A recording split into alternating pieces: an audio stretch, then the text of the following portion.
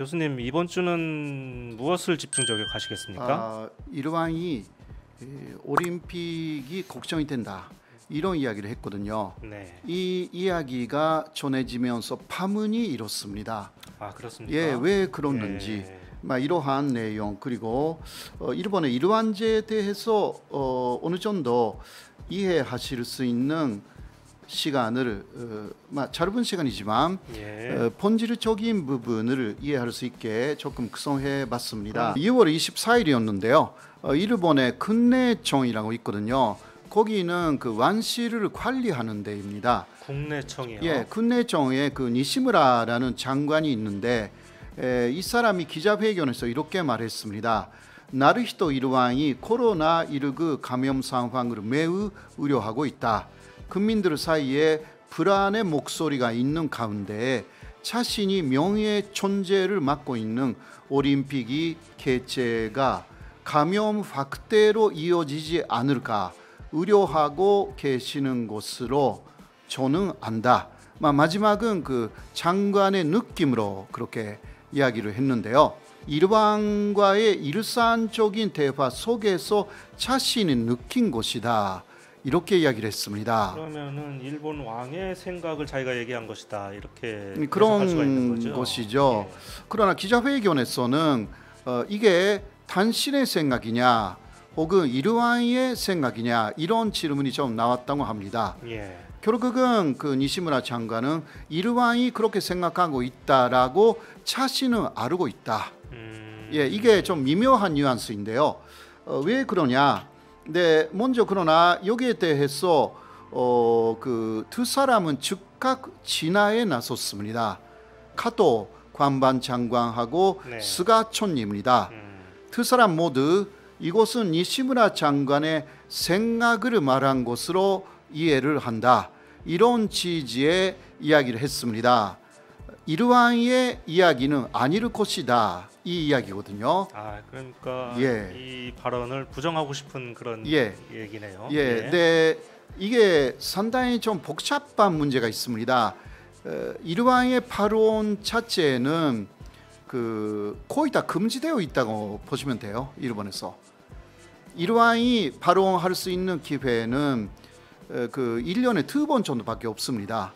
한 번은 생길 때 기자회견 그리고 그 사람들이 많이 모이는 그 봄에 완실에서 행사가 있습니다.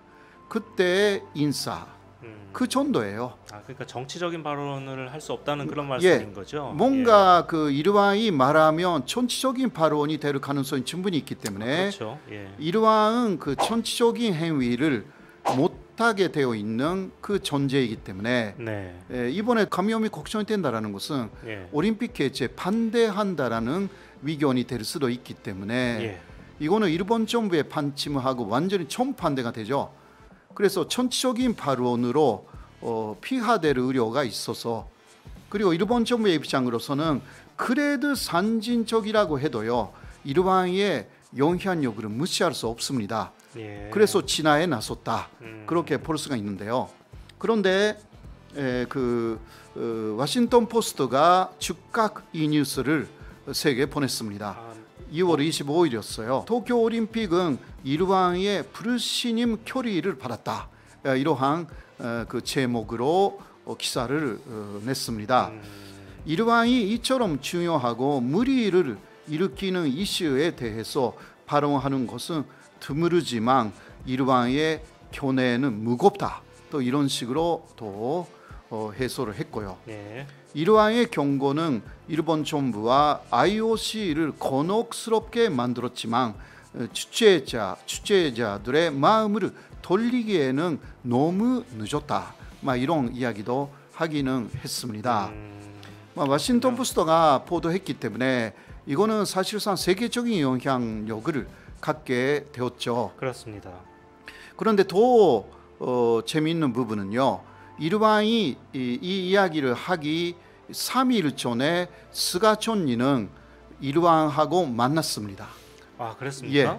만나서 현재의 상황을 다 설명했다고 합니다. 근데 그 하루쯤 후에 니시무라 장관이 자신이 이런 이야기 할 것이다라는 것을 이미 스가촌니에게 전달했다고 합니다. 아, 그렇습니까? 예, 그런 상황에서 나온 발언이기 때문에 예. 이게 폐후가 어떻게 되어 있는가라는 게 지금 그 일본 안에서 상당히 좀 궁금증을 낳았어요.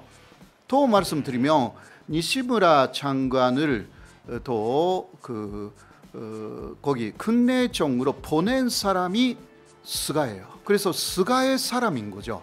사실상 근내정을 여러 가지 근내정하고 일본 정부가 대립하면 안 되기 때문에 일왕의 생각하고 일본 정부의 생각은 굉장히 달랐다고 할 수 있죠. 특히 아키히토 현재 상황이 된 아키히토 일왕은 평화 헌법 수호자였어요. 그렇죠.